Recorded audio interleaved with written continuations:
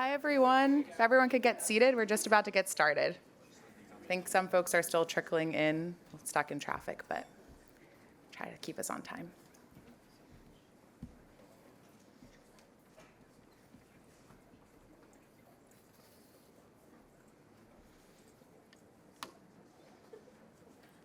All right, good morning, everyone, and welcome to this important event.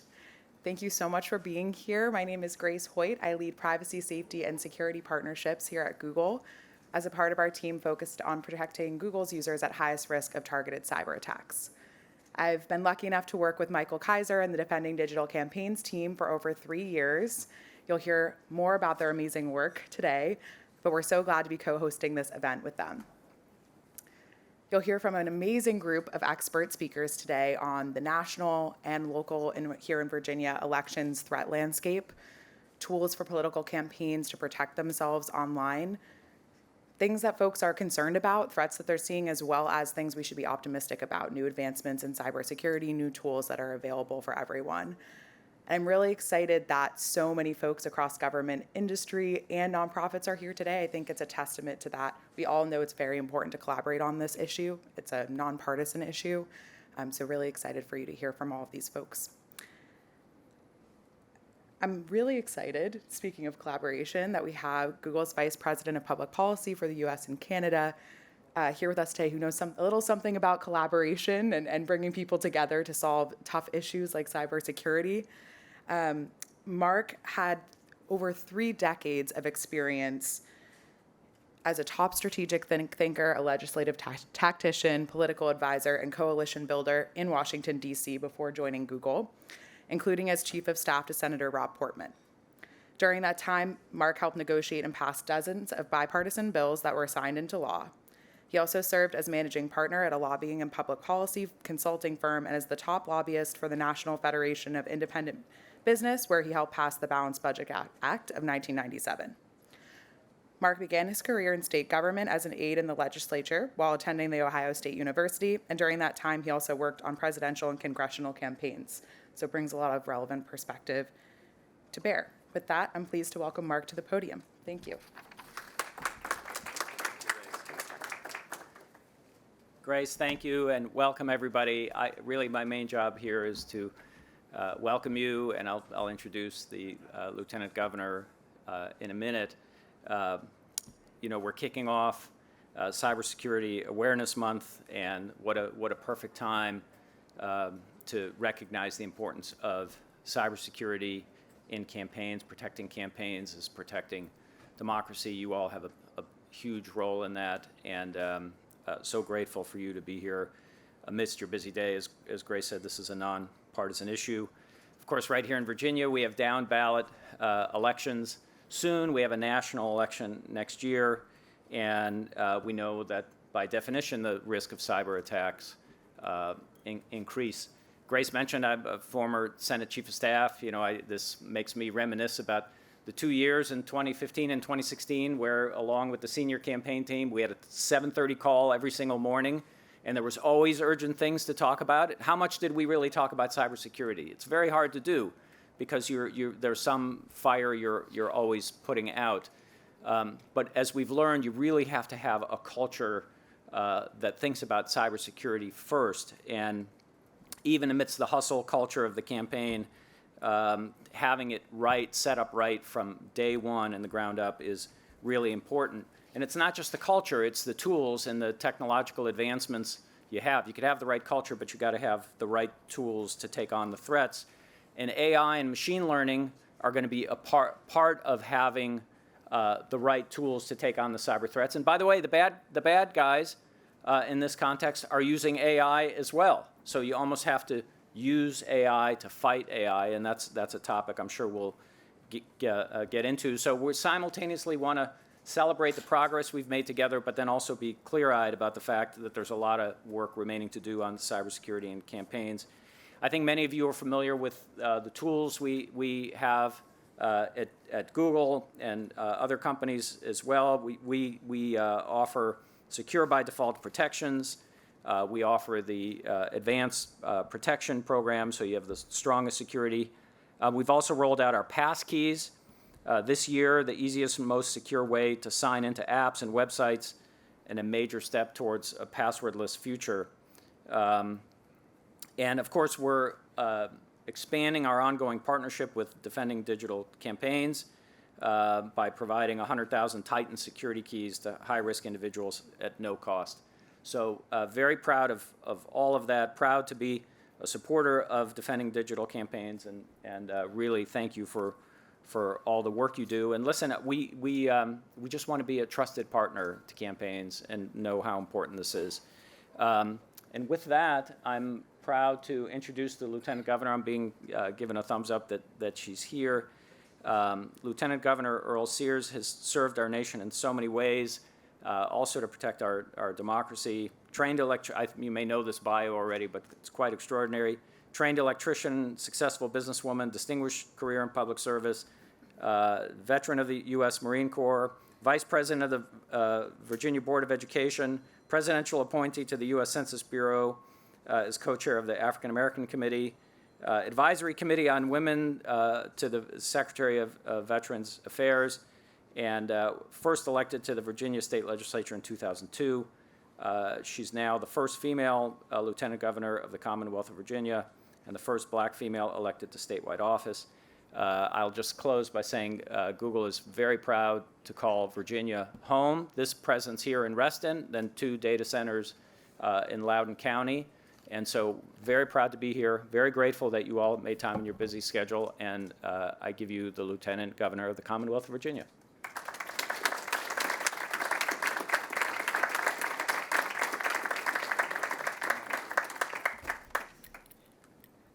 I was also a diesel mechanic, so you could smell me before you saw me. But I had lipstick on, so that was good. Good morning, everybody. Good morning. Oh, come on now. You've had coffee. Good morning, everybody. Good morning. And we are in such an exciting place, and we're going to talk about such an exciting topic, cybersecurity. I mean, who knew about that way back then? No one. And yet it is such a magnificent part of our lives. And I say magnificent because if we don't get it right, you know what happens. It's just going to be a bad situation.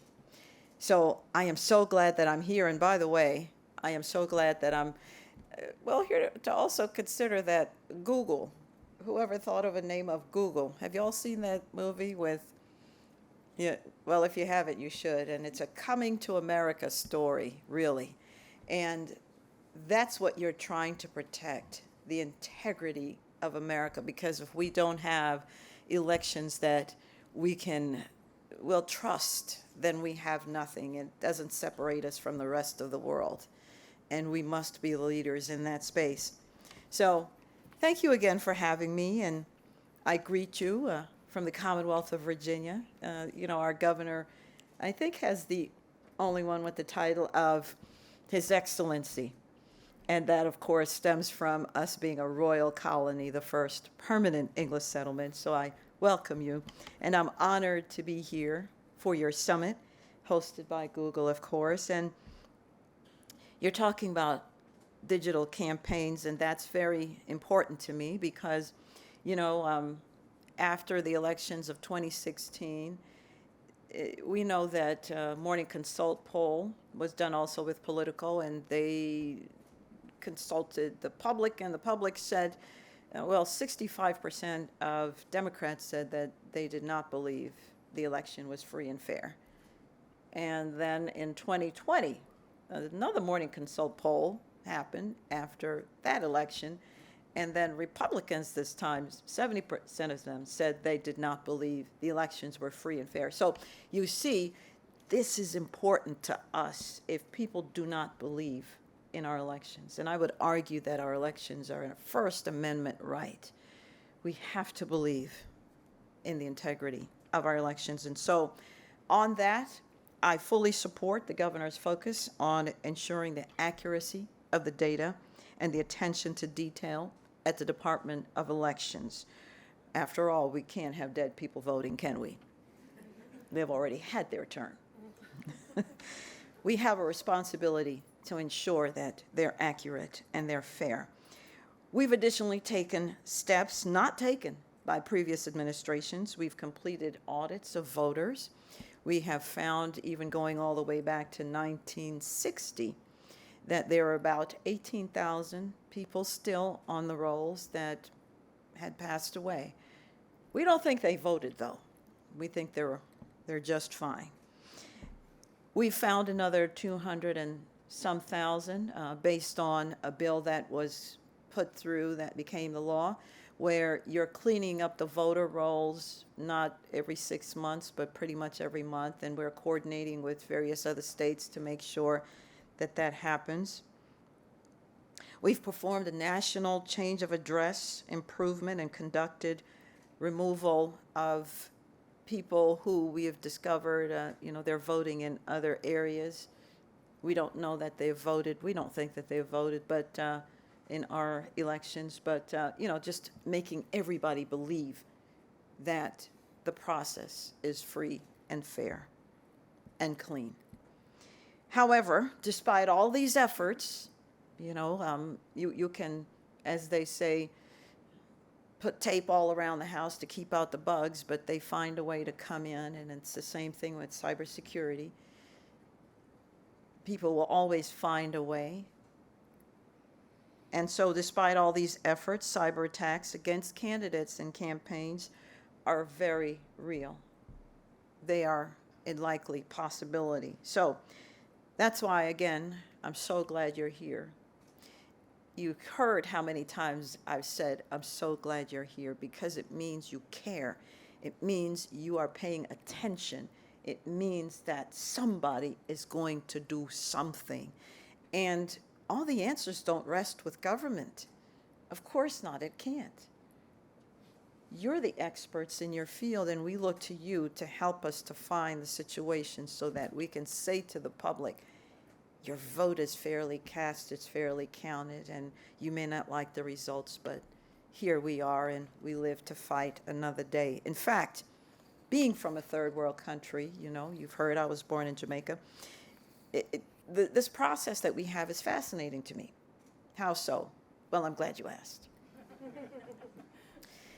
Well, because you saw what happened yesterday, last night particularly. And for the first time in American history, you heard that the speakership was vacant. And my goodness gracious, the world still turned in America. Think about that. The speakership of the United States House of Representatives is vacant. And some of us got angry, and some of us got glad. Some of us, we opined. Well, no, a whole lot of us opined. It's what we do. And we got up the next morning. There was no firing squad. Nobody was, oh my God, what are we going to do? No. I'm telling you, it's fascinating to watch this process. Nobody said, well, we're done for. The country is in ruins. Nobody said that. We got up the next morning. Some of us got the kids ready. Hurry up. We're still doing that. Some of us, cursed the traffic and still got our coffees. But here we are. In fact, the stock market said, stock market is up. This is what I'm saying. We trust our processes. We must trust our elections. And after all, you are in Virginia. You are in the place where representative government began. Well, on this side of the world anyway. The old House of Burgess, where I first served 20-some years ago. What an honor to be in the oldest continuously serving legislative body in the entire New World. That's what you're going to protect, and Virginia will show the way. You are here to help us do that, and we thank you again for doing it. We're glad you're here. God bless you all.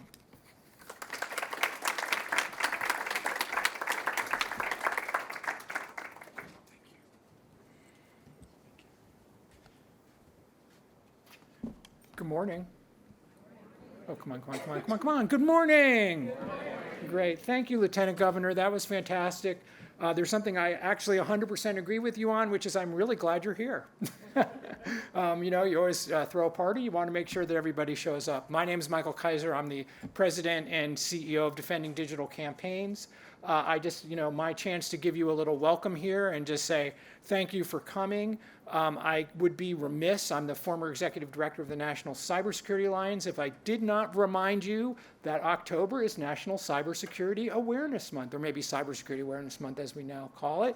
This is an appropriate time to have this convening because it is about raising awareness. It is about encouraging people to take cybersecurity more seriously. It is about getting people to implement those practices which will not only make themselves more secure, but will make the people around them more secure at the same time. So a really good moment to be doing this. We have an action-packed agenda for you, of course, today.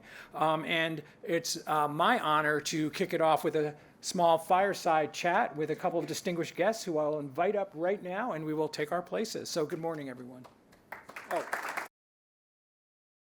Which I must remember, this is being recorded and will be showed later on a YouTube channel, I think the Google Civics channel, is that correct? Just so you're aware of that, everybody should know.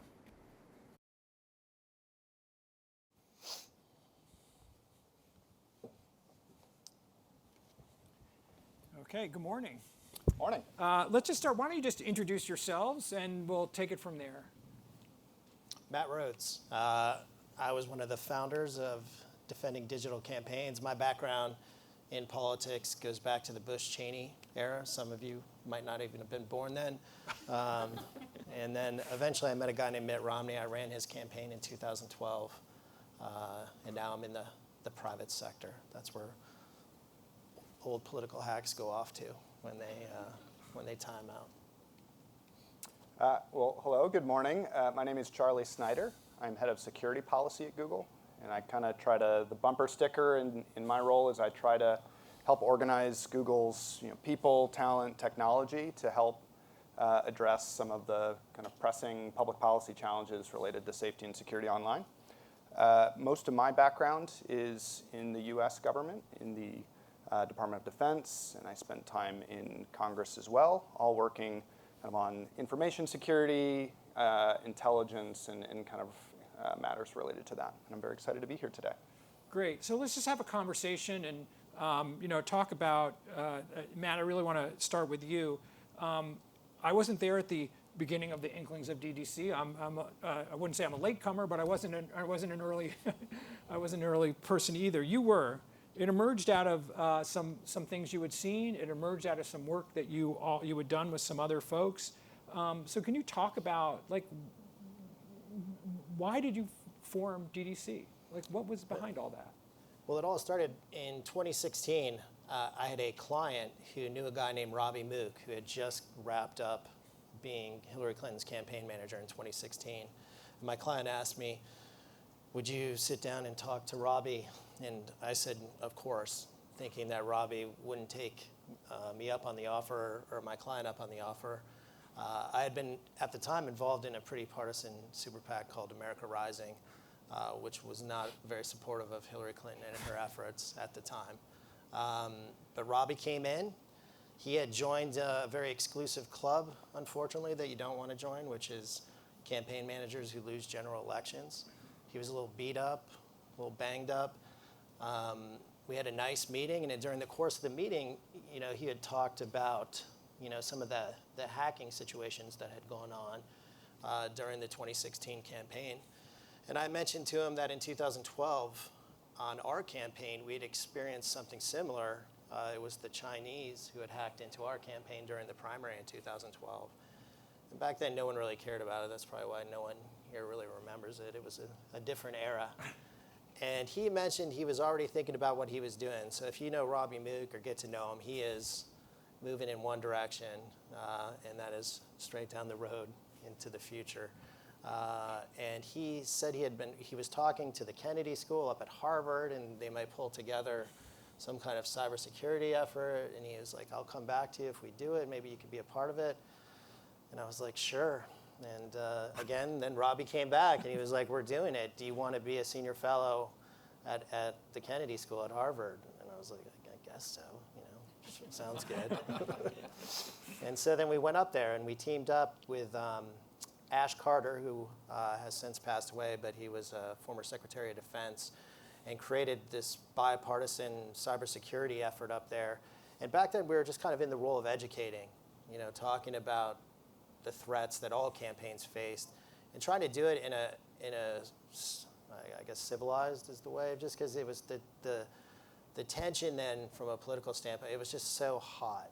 And it was just Russia, Russia, Russia. And again, my experience had been with the Chinese, which now I think that would be more telling, and we can talk about that.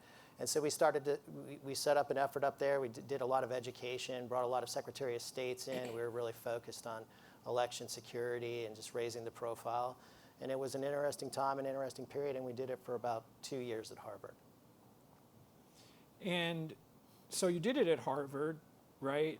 Yeah. But you didn't stay at Harvard. No. Although They eventually figured out I didn't belong there. Looks good on your LinkedIn Yeah. page, for sure. Yeah. So what happened after that? So while we were there was only so many things that you could do in academia.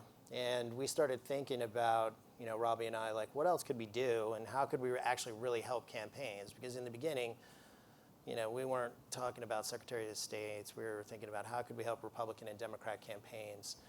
And so we came up with this spin-off concept, and I'll definitely give Robbie more credit. I give Robbie more credit all along the way here.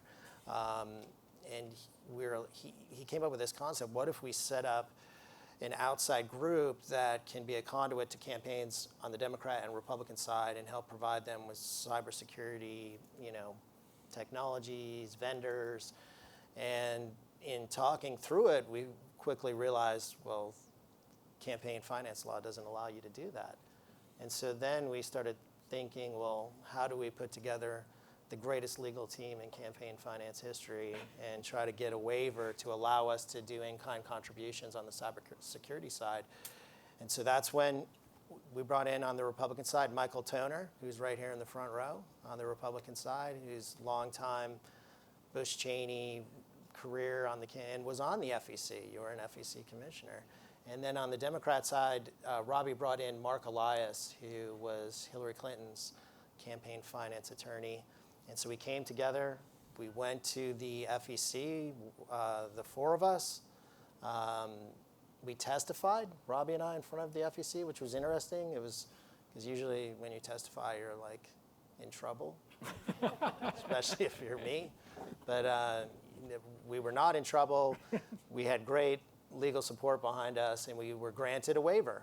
And so we set up DDC, a platform that allows in-kind contributions through cybersecurity vendors and people like Google. And I want to thank Google. They were an early supporter of DDC and have been helpful all along the way. And I thank them for hosting this event today. But that's how it all came together. And we found this guy, Michael Kaiser. We needed someone to head up DDC, so we went on a search nationwide, and we found him right here in Maryland, right outside Washington, D.C. And he's been the head of DDC since the beginning. And it's been a great ride, I must say.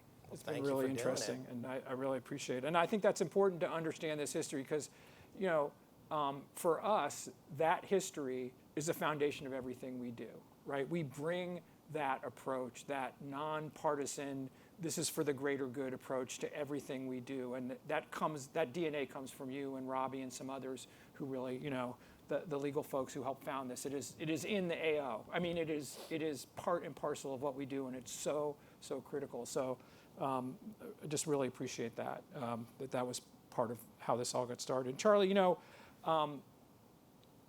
Matt already mentioned it, but I can't thank Google enough for what they've done to support us. And yes, there's been financial contributions, but the brain power that you've helped us with, the folks who are, in your own, in the own organization that are committed to making sure that, the information, the tools are out there, that people are using the products as securely as possible is really actually a critical part of what we do. We share that with you. We do that together, and it's really important.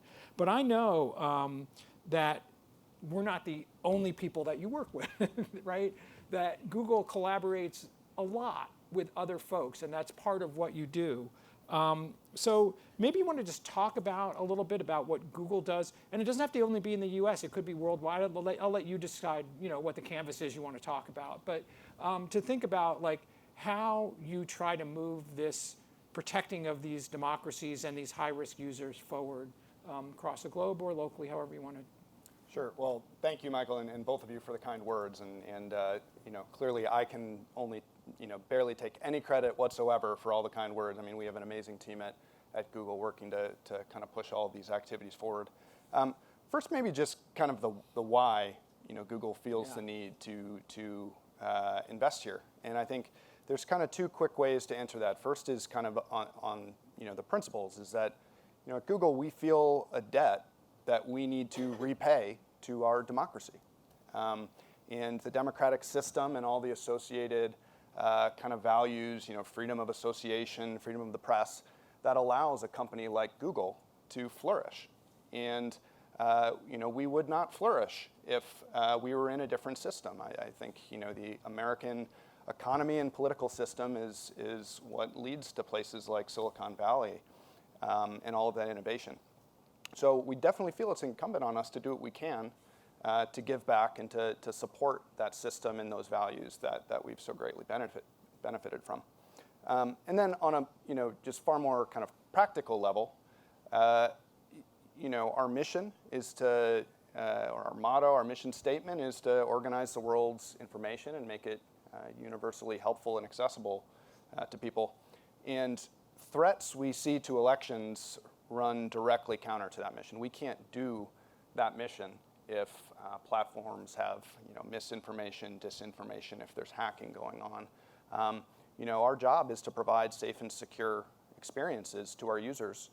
And in particular, users that are working to uphold these democratic institutions, whether it's election workers, journalists, and the like, are most at risk here. And so we know we need to do all that we can to support them. To some of the different activities we're engaged in, I think it runs the gamut. First is kind of core protections for our products and our platforms.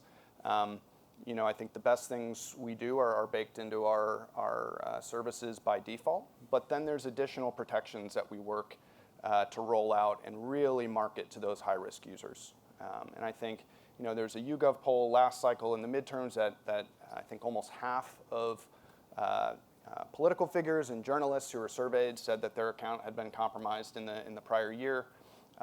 They are at very high risk, and so we offer additional tools to secure accounts like that. So we have the Advanced Protection Program, which is the physical security keys, and we work really hard with defending digital campaigns and a variety of groups both around the country and around the world to get those into the hands of people who need them.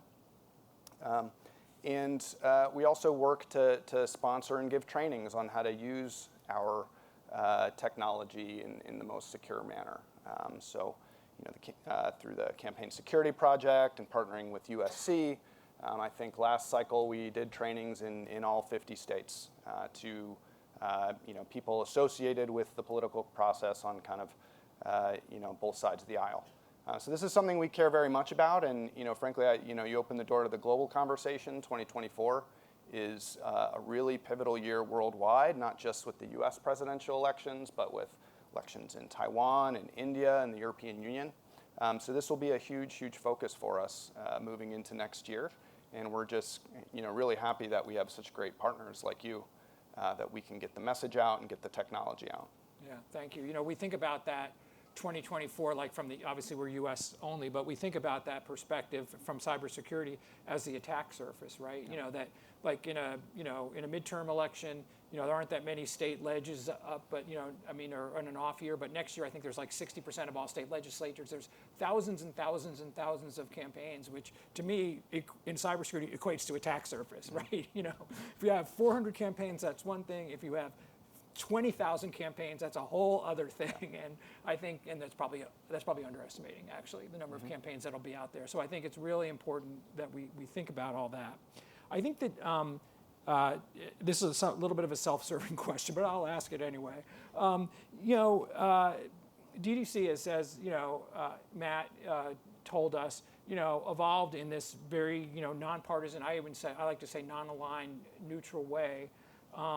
How important is, and not just DDC, but other players that might be in this space, if you can think of any, to have that nonpartisan, neutral, focused on kind of a one goal only approach in this particular space, both politically and I think in cybersecurity for that matter? One of the challenges we faced from the get-go, like I talked about, just how hot the temperature was around anything related to cybersecurity and politics. And so we've tried to create a safe place where folks can go and work independently with vendors, and no one at DDC is going to get in your campaign's business. And we've done the best that we can. Sometimes it's difficult, and that's been a big challenge. Another challenge is, quite frankly, having run campaigns, like the last thing you want to think about when you're running a campaign is cybersecurity. You've got about 1,800,000 other problems that you want to deal with. And that's another reason why we set up DDC, so that campaign managers wouldn't have to think about it. They could go and try to get access to some of the vendors that we offer and see if there's a right fit for them, whether it's Google Keys or some other vendor. We get it. You're trying to get your candidate elected. I got it, in 2011 during the primary. One day our IT guy says that we've been hacked, and then the next thing I know, the feds are coming into the building talking about it. And what had happened was our friends over in China, the Chinese Communist government, had gone into our network, and at the time, I think they were a little bit different than they are these days. Still malicious, but not as outwardly malicious as they are now, probably. But they went through our network and they started looking at all our files, and it was interesting. They went into our policy department and started looking at all these white papers, which I didn't even look at the white papers, but they did. And they wanted to see where Mitt's head was, where he was going, where his policy was going, and they never put the information out, which, to be honest, they probably would have been doing us a favor putting some policy out for us. But we had to spend money. We had to spend precious, especially then, primary resources, because we were still facing off with Newt Gingrich and Rick Santorum and Rick Perry and whomever else at the time. So we had to spend money to upgrade our network, which wasn't, to be honest, it was a pretty good network for a campaign. And that's why these campaigns are so vulnerable. And I get it. You don't want to spend your money, your campaign money, and you don't even want to think about it. So that was another big reason why we got DDC going. Short answer, I think at Google, we think that all of our users deserve to have secure technology, regardless of what their background is, and being able to partner with an organization like yours who's trusted and who can reach all ends of the spectrum is really a game changer for us, to make sure again that we can reach those users and help educate them on how to use our products securely. So we view it as hugely impactful. Yeah, we appreciate that. Thinking about, we talked a little about sort of the attack surface for 2024, but it's been 4 years since the last presidential campaign. Things change a lot. Matt, you talked about the Chinese a little bit. I think that's really interesting. We've seen some things recently, right? Trying to get into the secretary's emails, trying to get into some House folks' emails. And I think this intelligence gathering thing is a real thing. It happens all the time. But trying to get into people's, like, how will they look at China or Russia or any nation state might be doing that. Do you have any particular things that you're concerned about leading into 2024, just generally in terms of threats or risks, or is it the same stuff that we've seen in the past, or things that you think people should be paying attention to that maybe they're not leading into this? You want to go first? Yeah, I'm happy to start. I think aside from kind of the geopolitical threats, I think one of the things we're watching really carefully is what the role of generative AI is going to be. And this is kind of a much discussed topic about how this new technology is going to intersect with something like elections. And at Google, we're very committed to observing threats and whatever technologies they're leveraging, but also sharing what we know. So we've published a little bit recently on this kind of intersection of attackers potentially using generative AI to conduct operations. I think we've found so far that they're absolutely experimenting with them to generate inauthentic content, propaganda and the like. And I think it's fair to assume that we're going to see a lot more experimentation in that space. And obviously that can be used in the political and in the election context. So that's something we're watching very closely.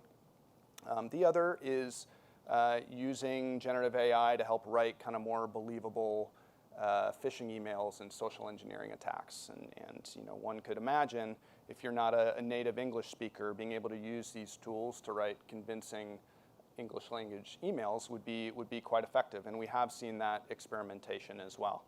What we haven't seen is the use of generative AI to, for instance, like write more effective malicious software, malware, and things like that.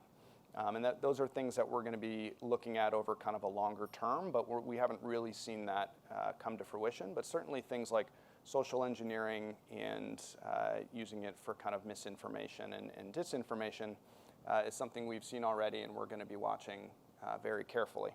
The flip side is that these tools also benefit defenders, and so we're investing very heavily in seeing all the different ways that not just generative AI, but broader artificial intelligence applications can aid cyber defenders. And frankly, we think it's absolutely imperative that we do this and leverage this as quickly as possible, because again, we see that the attackers are starting to use it. So I think that's going to be a really interesting kind of theme or kind of sub-trend to watch as the elections move forward. I've always worried about a nation state or some rogue individual, seeing that rising star, whether they're a Democrat or Republican, coming up the ranks, and just targeting them and or their family, and putting things and information out there that could change the trajectory of history and just dissuade a good, normal human being, which I think we could use a lot of good, normal human beings in the political process, from wanting to go to that next level and just be like, I'm out. I'm tapping out. I'm not running for president. I'm not going to run for Senate or whatever. So I'm always worried about that. And it's pretty easy to see who's, these rising stars coming up the ladder. You don't have to be Karl Rove to figure it out. Yeah, I think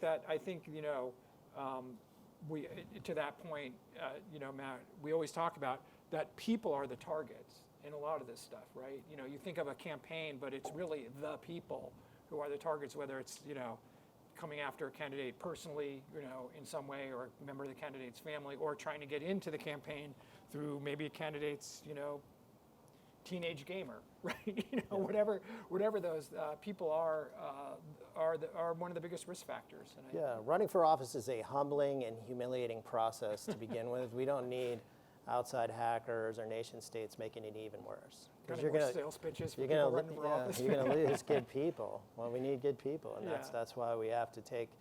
That's why if you're running a campaign, you have to give at least passing thought to cybersecurity. I understand you don't want to. I understand you got other things on your mind, important things to make sure that your campaign wins, but it could sink your campaign or change the trajectory of the direction that your candidate's headed.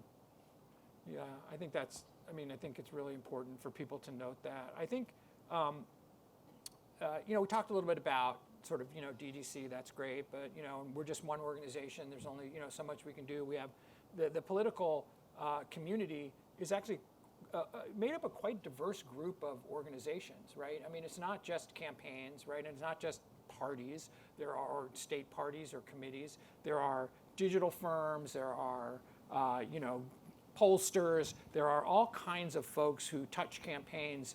And from our perspective, these are very important ambassadors about what we do, right? Because they're trusted, in the campaign space, right? The campaigns are working with them directly. They already trust them in many kinds of ways. Can we talk a little bit or make a pitch a little bit for what some of these other groups could and can be doing? Because I think it's important that we take a whole community approach to this. It's not just DDC doing this or Google providing the keys. It's more complicated, and it requires more energy from other folks. Any thoughts about how we can get people involved?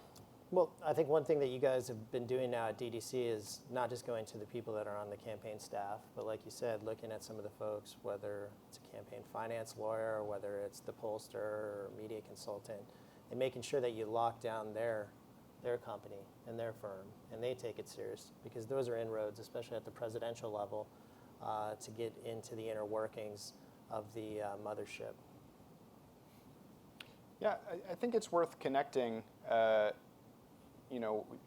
what you're saying with some broader kind of U.S. government policy goals, which is, looking at all of the technology providers in the ecosystem and working with them to really focus on building secure by design products. Because, to Matt's point, you don't want to waste time thinking about cybersecurity if you're in the middle of a campaign.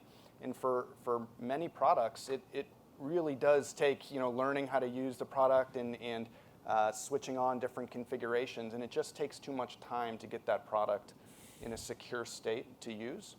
And something that we've been hearing a lot from the U.S. government and working with government officials on is that drive to making products more secure by default. And in particular, looking at organizations. It's one thing if you're selling to a big Fortune 100 company who has dozens, if not hundreds, if not thousands of engineers and security engineers who can do this type of stuff. It's another thing if you're a small business, a campaign organization who just needs these products to be easy to use and secure out of the box. So that's kind of a general statement for kind of our peer technology companies of working harder to make it easier to use the product in a secure way. And even if that means having to publish some guidance and getting it in front of people for the right way to configure products. Yeah, I think that is really important, and I think obviously we play a very a strong education role as well, like telling people like, hey, there's a lot you can do for free, like even without us giving you stuff, right? Like a lot of these products can be made, can be used more securely. I think one of the things I think about is also the campaigns, as we all know, and we've been talking about this morning. They're the most what's the correct? They come, they go, right? They're short-lived, and I think about what you were just saying makes me think about something I think about a lot, which is how do we build the security around them, right? So that we do as much as we can inside the campaign to make them secure. That's going to be focusing on the people and some basic structures that they can take. But knowing that when I connect out to this vendor who is permanent infrastructure in the political space, right? They are permanent infrastructure. They are enterprises. That I'm making that connection, and I'm making that connection as secure as possible. And I know I'm secure on both sides. And I think that's an area that needs a lot of work, quite frankly. I think third-party risk, as we say in cybersecurity, is a big issue in this space. Yeah, absolutely. And again, just making sure that that core technology you're using, in addition to the kind of third parties you're connecting with, making sure that that just works. And so, a good example is, at Google we have, for probably most of our history, you could log in with a password and that would be fine. We've been slowly pushing people onto using a second step, which we think eliminates the vast majority of potential for phishing exploitation. But even that, for high-end, high-risk users, we have these security keys, which are basically stop phishing in its tracks, but they're not the easiest to use. And you have to configure that, and we highly recommend it. But I think what we're really excited about now is we have this concept where we've been working with FIDO and some other partners called passkeys, which remove the need for that security key and bind your account to your physical device you're using.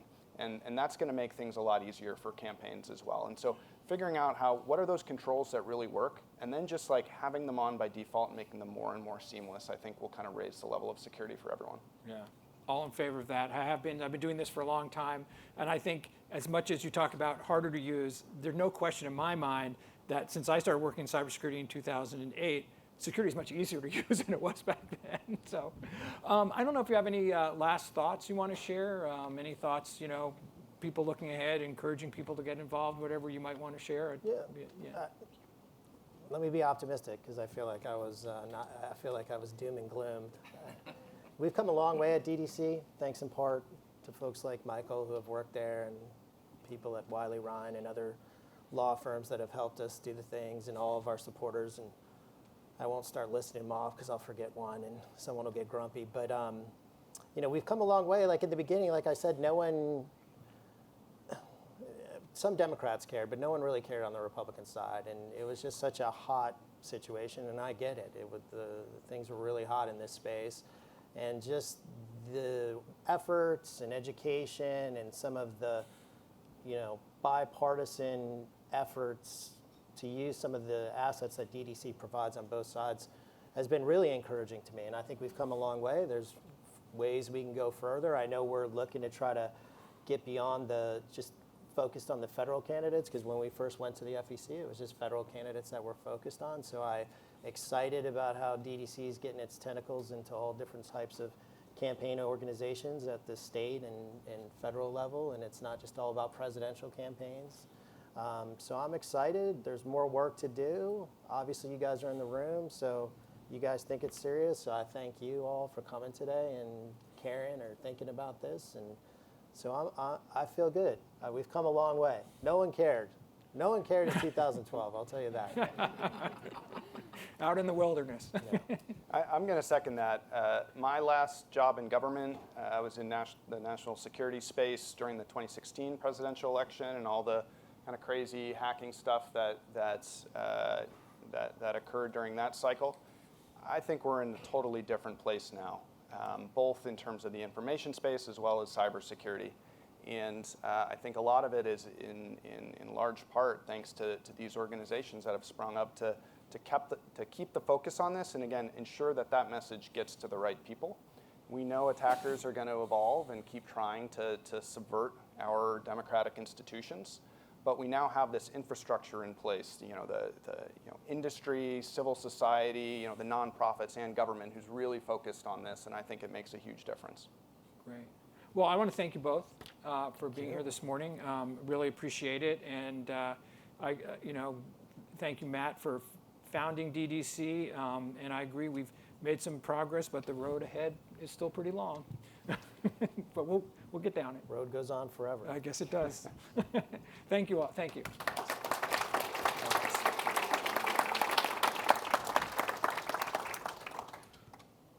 All right.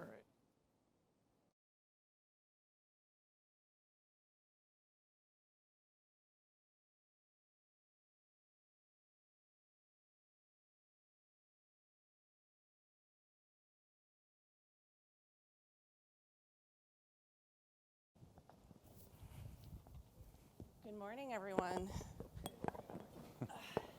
We've got a lovely large panel as I'm getting all my panelists in. My name is Katie Harbath. I see a lot of friendly faces in the room and some folks that I don't know. I'm currently an independent consultant working at the intersection of tech and policy. I spent 10 years at Facebook where I built the teams that work with politicians and governments on using the platform, and also manage all the company's work globally on elections from 2013 to the end of 2019. And then before that, I was on Republican campaigns. In fact, I was at the RNC when Matt was at the RNC. I think it was at 2004, or at least we overlapped. So I want to thank our panelists all to be here today. And I first want to have them all kind of go down the line and introduce themselves, and then we'll jump right into questions. So we'll start with Dave. Hi, good to see everybody. I'm Dave Warhouse. I'm the Director of Global Elections Integrity at Google. My name is Eileen Filler-Korn. I'm the former Speaker of the Virginia House of Delegates from 2020 to 2022, and I'm a member of the House representing the 41st District since first being elected in 2010. I'm Scott Surville. I'm a state senator for the 36th Senate District. I've been in the legislature for about 14 years now, 6 years in the House, 8 years in the Senate. I'm also the Senate Democratic Caucus Vice Chairman and our campaign chairman this year. I'm Eric Wilson. I'm a Republican digital strategist. I've worked on a number of campaigns in Virginia as well as nationally, and excited to be here and continue to work with DDC. I'm Jeff Green. I run the cybersecurity programs at the Aspen Institute. Great, thank you all for joining us. Maybe we'll start with this first question for Jeff and Eric, but anybody should feel free to jump in. There's more than 1,000 seats up for re-election here in Virginia in November. What cybersecurity risks do Virginia political candidates face, and why do state and local campaigns need to worry about this and prioritize cybersecurity?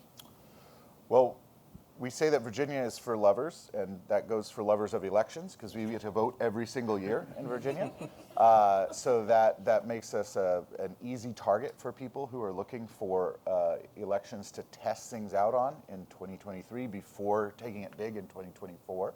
obviously, none of us get into campaigning to work on cybersecurity. So that's why it's important that we have partners like DDC and Google and others to help us counter that. But I think a lot of campaigns don't appreciate that they are targets, and that's for two reasons. So the first is chaos is the goal for a lot of these bad actors. And so it doesn't matter if you're running for a state senate or a state delegate or even a county commissioner seat. They want to cause chaos. And the second thing that most people don't appreciate is that voter data is still data, and there's value in that, especially as we have sort of new privacy regulations coming on, and other targets become harder. Campaigns can't stay weak. And then we're obviously, at least to the outside public, flush with cash. So we're juicy targets for ransomware attacks. Jeff, anything to add? Yeah, no, when you said what threats to worry about, my brain thought all of them. And I mean, that's really what, but Eric hit a lot of the key points that testing ground for attacks, but if you think about it just from a ransomware standpoint, days or weeks before an election, the decision whether to pay or not is going to be really hard. Are you going to spend a couple days getting your data back, even if you have the best backups?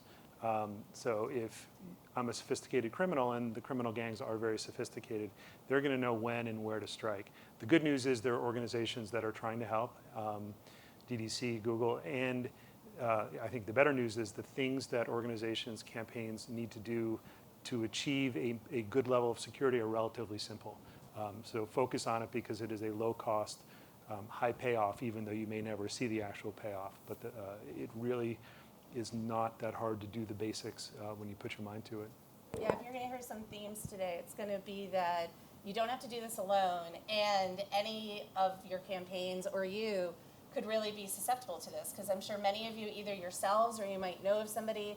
I know my parents have been spoofed on various social media networks of people trying to get money, and so everybody really kind of has to take this seriously. I'm sorry, yes, speaker, please. Yeah, thank you. I was also going to add, I think the bad actors also are well aware that campaigns are flush with not just money, but also a lot of staffers and new young people who probably don't know and or don't have the benefit of the time. They're moving so rapidly, so quickly. They're clicking on things. They're just wiring money, lots of money.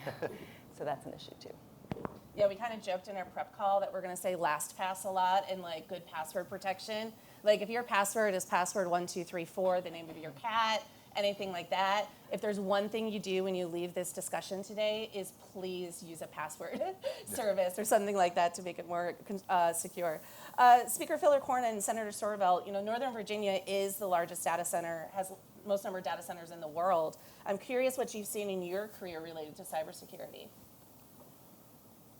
Relating to cybersecurity?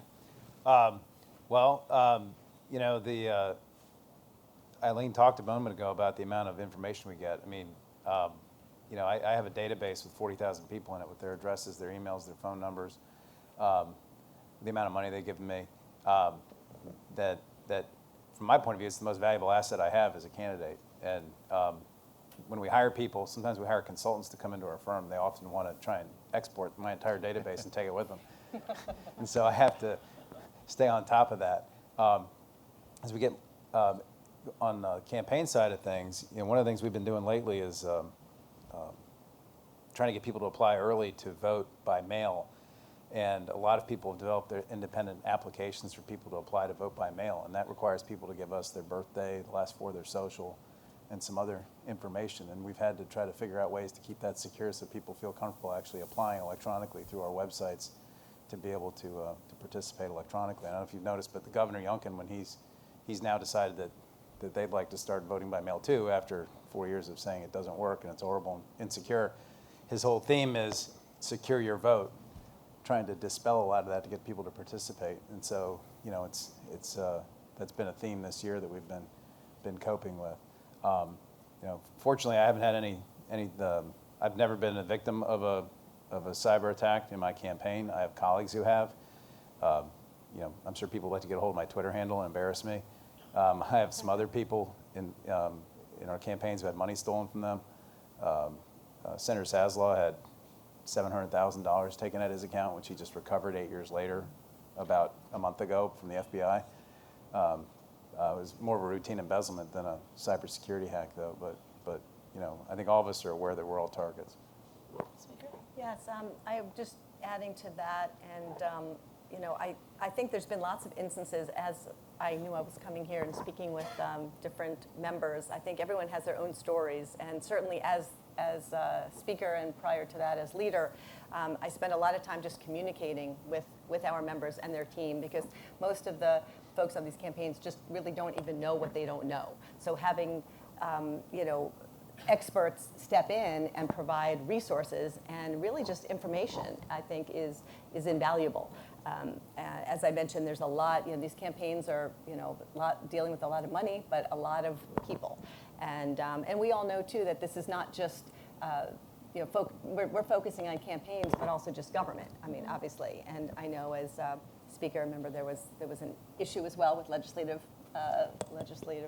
services, but I think when it comes to government, you all are, you know, well equipped, and you know, the governments are more knowledgeable as to how to handle this. Campaigns are a totally different animal, and to your point, all eyes are on Virginia. All eyes are always on Virginia, whether it's because we're the first session in or the first out around the country, or obviously right now just, you know, focused on the elections and the fact, as they mentioned, that we have elections every year. Dave, your team sees from the Google side, you're trying to stop the bad actors, you're trying to catch them in what they are doing. What are the types of things that you all are seeing and recommend to campaigns in terms of ways that they might protect themselves as they're going into these elections? Sure. So, I mean, there's lots of different things that campaigns can do to try to protect themselves, but our goal is to try to make that as simple and user-friendly as possible, because the reality, and we were talking about this a little bit, is like, this is not what the campaign wants to be focused on, right? The campaign wants to be focused on trying to win whatever race that they are in, and cybersecurity is incredibly important, but it's not necessarily in direct service of that goal. It's like an ancillary thing that needs to be table stakes solved for in order to enable that goal. And so our whole objective is to try to make sure that the various tools that we provide can help campaigns stay secure when they're using our services, but do so in a way that is very simple. So providing basic tools, we have this thing called the Advanced Protection Program, which is premised on providing security keys, which is, I don't know, Katie, I don't want to quote what you said about passwords, but I would say that, like, in addition to passwords, make sure you are using two-factor. Make sure you're using a security key. Yes. But like, we want to try to provide simple tools that people can use, and importantly, that can be used easily across the campaign. Because a little bit to the comment that was made earlier, like, it's not just a matter of like, oh, the campaign is a single entity, and if you secure that entity, then you're fine. The campaign is a collection of individuals, including many staffers who, you know, are using personal accounts and are sending documents all over the place, and there needs to be simple ways to solve for securing that behavior, because you're not necessarily going to just stop it from happening. And I would also put into that volunteers as well, if they have access to any of the accounts and stuff like that. And absolutely +1 to the two-factor authentication, because I've had so many friends who've lost access to their accounts and everything, and I'm like, do you have two-factor on? And I kind of get this look of like, what's that? Or like, I don't want to go through all the steps, but trust me, you're going to want that on there when, you know, you might lose access or somebody tries to get in there for sure. Can I just point out one thing too? Yeah. I think it's important to keep context about how campaigns evolve and come into being, right? So for my chamber, for example, we got to run a campaign once every 4 years. And one year we might not have a campaign, and the next year we might have to spend like $3 million in about 8 months. And so we don't really have an organizational infrastructure that's built in, that we have, you know, routine policies or whatever. We kind of invent the wheel about once every 4 years, and who knows, the technology has evolved in every 4 years. So, you know, it's, you know, we end up sort of building these things from whole cloth all of a sudden, and the last thing people are thinking about is security. They're thinking about, how am I going to raise all this money? Where am I going to find all my volunteers? How am I going to get all this stuff?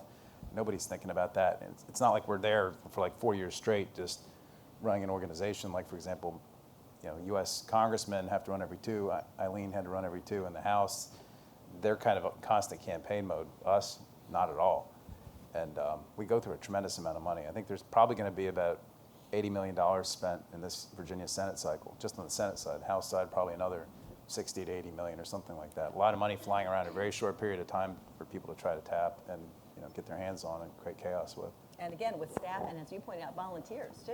I mean, an influx of people in every day. And your vendors as well. Yeah. And that you're vendors. working with. So like anybody that touches the campaign, and that's why Jeff and Eric, additional stuff you'd want to add? Well, one of the things that I emphasize in all of my trainings and conversations with candidates and their campaign teams is, yes, the security is good and we've got to do that, but also the partners that DDC and others are working with actually will benefit your campaign if you implement this. So for example, Cloudflare can speed up your website, and that gives you higher conversion rates and better search appearance on Google. So there are lots of benefits to doing the security in addition to being more secure. I would just say if you're a staffer, a member, a volunteer, and your email or your logins for the campaign are less secure than your personal bank account or personal email, why? And you want to fix that. And the flip side too, if your personal is less secure than the campaign, you don't have a personal account when you are working for a public figure. An adversary will find that and will leverage all of your personal information. And the last thing I would say, maybe a little off point, lock down your social media. You don't need the world and everyone able to see everything you do. By having a record of every coffee that you've had for the past 3 years, you're giving someone who wants to get to you an easy path to figure out how to craft something to come at you. And it's going to get easier and easier to craft phishing emails or other approaches as technology evolves. So maybe it's the parent in me, but maybe you don't need to share every thought with the entire world. With your friends is fine, but maybe not the entire world. And again, the challenge there is that candidates, they're all about trying to make sure everyone knows everything we do, every place we are, to show that we're out there, that we're representing our community, and that's the Well, that's a great point. From the things I've done, I don't open a lot of emails. I'm very cautious. I don't click on links. I don't reply to people. But when you're a candidate or a press officer, that is literally your job to reply to everyone. And adversaries know that, which is why you need to do the basic security things to prevent it. Well, that kind of leads me to my next question of like, what are some of the actions that campaigns can take to protect themselves? We talked about LastPass, we talked about two-factor, and I think, Jeff, you also bring up, there's a tension here, right? Between, and Speaker, you brought that up too, of people want to know where you are, and you might want to be sharing some of that and be on social media and doing all of that, but you also need to keep yourself safe and know what you're doing and everyone's trade-offs are going to be a little bit different, I think, in that scenario. So I'm wondering if you all could maybe give some tips of like, for the people in the room, what are some things, even though the election's, a month or so away, there's still stuff that they can do. I think the senator raised another good point, which is this is not really cybersecurity, but the verbal confirmation before you hit send on that wire transfer for your TV ad buy or before you pay a vendor. So that's kind of a multi-factor step. You're not just sending the wire through, but you're calling and confirming. Making sure that everyone understands the value of using something like LastPass, multi-factor authentication, and good training, awareness of phishing attacks, and making sure that you have good audits. I think that's the other thing that I discover with campaigns a lot, especially to the senator's point, once every 4 years. I would imagine that there are people who have access to things from 4 years ago that aren't involved this time that we need to go in and remove. Yes, that's something, for example, I do, which drives my staff absolutely insane, is I insist on controlling all the logins and the details of the logins. And what I mean by that, I don't control their password or whatever, but I insist every time I create a login for my database, both for the voter file or our sort of campaign operating software with all the emails and donor info and all that, that there's an expiration date on every login so that it automatically expires after 6 months or something. We get these interns that come in and they need a login to go in and do data entry or whatever, or people that do or put our stuff in the voter file. There's ways to make sure that those logins end, or they have to come back and ask you for an extension or whatever. And my staff, it drives them nuts that I insist on controlling that, because I know if I don't control it, then they won't. And then you'll have somebody in there with a login from like 5 years ago that's able to go in, or somebody can hack that login or whatever. And so there's some basic practices like that I'm sure like 95% of my colleagues don't follow, but I'm pretty I was just going to say one of the religious about it. One of the common things that we see that is a validation of what you're describing as good security practice is people doing the opposite, which is like, creating generic logins that are used by a vast majority of staff to all access the same resource. It just creates a very wide threat surface to be able to access sensitive information. And so the idea of credentialing people individually and then also making some sort of expiration on that, I recognize that that's a challenge, but for staff, but it's definitely the right security practice. I'm also very picky about who has export privileges. And I only have one person on my staff that can export, and they all got to go through that person. That's that anybody be able to export anything they feel like, which is another big So you vulnerability. need to have a culture of accessibility. And by that I mean, if the email comes in to the lower mid-level person saying, hey, I need to get into the database, help me out, or the wire transfer, if they are uncomfortable reaching to a senior official to say, is this real? Do I need to do this? They're more willing maybe to do it. The attackers count on creating that sense of urgency and fear. They also bank on the fact that you may not want to reach out to your member or your boss to say, do you really want me to do this? The staff needs to know that it is a good thing for them to say, is this a real query of our database? Is this a real wire transfer? You're not inconveniencing the boss no matter what he or she is doing, because if they just hit send on it, it's hard to get it back. Yeah, I feel like back to communication, and as leaders in leadership, it was one thing to be able to communicate to as many campaigns as possible. Also working with the caucuses and the state party too to do, to provide training. What you all do, the products, the training and teaching and educating us out there in the world, in the campaign world, is essential because again, these people are they're in and out, and there's many of them, and all sorts of stories. As I started thinking about different things that have happened, and many of which could be prevented if we have the education and making the time to communicate, train. Yeah, trainings are really important. I think it was like a year and a half ago, an ED of an organization I work with got spoofed, and I got an email, and he was like, hey, I need your help quick. And I wrote back because I didn't pay attention to the email address at first. And then it was once he asked me to go buy him some Amazon gift cards that I was like, that doesn't seem right. And I sent a note to him and his assistant, and it was a spoof. And in all honesty, a lot of that came from training. When I was at Facebook, every October they would do drills. I don't know if you guys do them at Google too, of helping. And I think it's important to think about, how do you train your staff, and do you have that culture of it's okay to question if you get something and you're not quite sure, to make sure that it is legitimate and something that you should do, because it can be very easy. You get that text message and it's about a FedEx package, and you're expecting a package, and you click on it. Any of those things, I've been spoofed. I'm sure many others have been fallen victim to that. But as you all have mentioned, campaigns there's a lot going on. There's not a lot of staff. There's not a lot of money. Which, what are some of the greatest obstacles for Virginia campaigns to kind of adopt a solid cybersecurity strategy? Well, the key is that despite the resources that go into these races, there are a lot of them, the staffs are small, and you have people who are coming into the campaign maybe from the legislative side or other jobs, so they're not steeped in the political campaign world. So there's sort of getting them up to speed. They're very limited in their duration. So because we're having elections every year, it starts in the spring of the year and goes through to the fall. And a lot of people just still don't realize that they are targets or threats for this. So there's not a lot of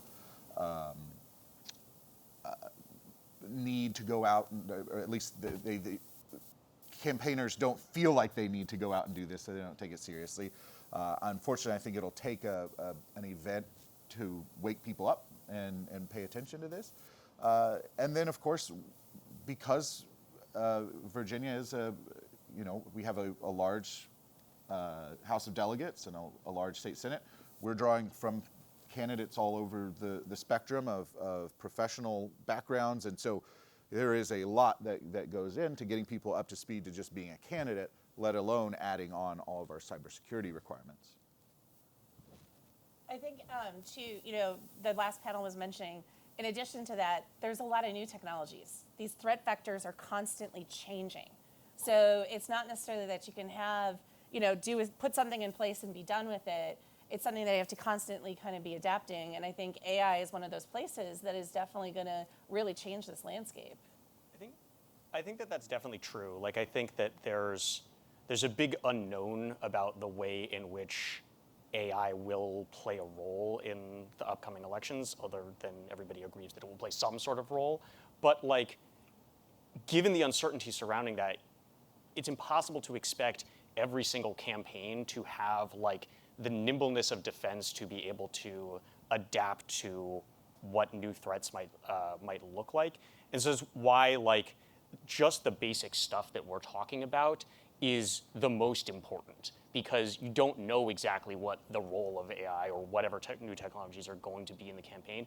But if you do things like having strong passwords, if you do things like two-factor, if you do things like trainings, or just sort of like communication internally, those are the kind of things that just good hygiene can help you be prepared for that unknown, to use, an old term. Yeah, one of the terms I've been encouraging people, I've been asking people to panic responsibly. Because there's a lot of change happening, and there's a lot of things out there of what could happen, and we need to be diligent, but there's also some very core things that can be done. Jeff, any other additional things that you would add in terms of like what people in this room can do? We've only got a month left. What other things might you add on that people should think about? I think it's a great point that all the traditional basic security measures work. Even with AI, where I see AI having a bigger impact is in the mis and disinformation space. Yeah. It will certainly help to create better spear phishing and other type of approaches, and maybe help you target and tailor an approach. But if you have those layered security defenses, which are relatively simple in place, it won't matter. Even if someone fools you or fools your staffer or your volunteer, you will stop them because there's a multi-factor authentication, or you have something on the back end, or they have to call the senator to say, should I really be accessing the database? The single biggest thing that I worry about is a combination of people thinking, oh, I'm not a target, and not caring, and at the same time thinking, but even if I was, I couldn't stop it anyway. It's that sense of disempowerment, and that's why events like this are so important to drive home the point that you actually can do relatively straightforward things and make yourself, the old cliche, if you're being chased by a bear, you don't have to be faster than the bear, you just have to be faster than the next person. You can make yourself faster than most of the people relatively easily. Senator and Speaker Filler-Corn, you both kind of talked a little bit about how you try to prepare your campaigns and staff, but I'm wondering if you can maybe go a little bit deeper of how you, when you're in your campaigns and when you're talking to your staff and things, how do you ask them to approach this, and what sorts of training or other things do you try to put into place? Well, we have definitely had in the past and continue to have training sessions, but you all have provided that as well. And, and Google has come in the past, and I'm sure will continue to educate and inform, which again, I think there's nothing more important, because as I said, these campaigns are it's so quick, fast-paced, and so much money, so many people, people in and out. Nothing really replaces actually being educated and trained on what to do, even if it's as simple as two-factor, right? Two-factor, authentication. There's other issues that have come up before, just with security of emails, and as the senator said, database. All of that, people don't know what. And these volunteers don't know what they don't know. So we've provided training. I think having others step up and provide an opportunity to inform and educate is invaluable, because the other thing I'd mention, it's not like a campaign isn't just like a government or like an office. It's like running a business or whatever. Like a pop-up shop. A pop-up shop, right. No, you're right. For a short period of time. And remember, you were saying that panic responsibly? Yeah. Okay, in campaigns, has anyone been involved in a campaign before? There's lots of panic. And so we have to try to minimize that. And again, nothing better than training and communicating, so. Yeah, I think it all starts from the top. And if the member isn't diligent or doesn't care, then the campaign won't care. Is usually how it works. I mean, I drive my staff crazy about it, and they probably think I'm a control freak, but I am. Just the average. I've had 4 treasurers in 14 years, and I think the average age of my treasurer, I think, is like 72, something like that. And they're not into any of this. I mean, my early treasurers weren't like into texting, right? So getting them to understand like, the opportunities for embezzlement, that they should look at the bank account statement every month, just to make sure there's nothing on there that's not supposed to be, is hard. And the pop-up nature of this, it's hard to appreciate if you don't live it. But I mean, just to give you an example, like my campaign account, I've raised, I think, $1.5 million to my caucus. I've transferred, about $200,000 a couple weeks ago. My account went down to $14,000. I'm back at $150,000, a week and a half later, right? The amount of money that's flying in and out of these accounts goes really fast in an 8-month period, and making sure that everybody's on top of that and knows which transfer is which and which debit is which, and that they're actually, on top of it it's hard to make your staff focus on it when you're running on a really thin margin, telling everybody do this, do that, get me here, get me there, keep me on schedule. When's this going out? When's that going out? A lot of this stuff becomes an afterthought, and so the person at the top really is the one who has to sort of really be diligent about making sure everybody's being as careful as they can. You have to have the systems in place, like I described before, to avoid you being taken advantage of while the chaos is unfolding. Now, Jeff, you mentioned about people thinking about what they put online, but there's other ways too to think about cybersecurity. Your devices, the Wi-Fi's that you're connected to. I'm wondering if you can dig into a little bit of those aspects as well, of like what people should just be cautious of and aware of what could happen. Yeah, Wi-Fi is both a real and I don't want to say overstated threat, but it's something that many people are aware of.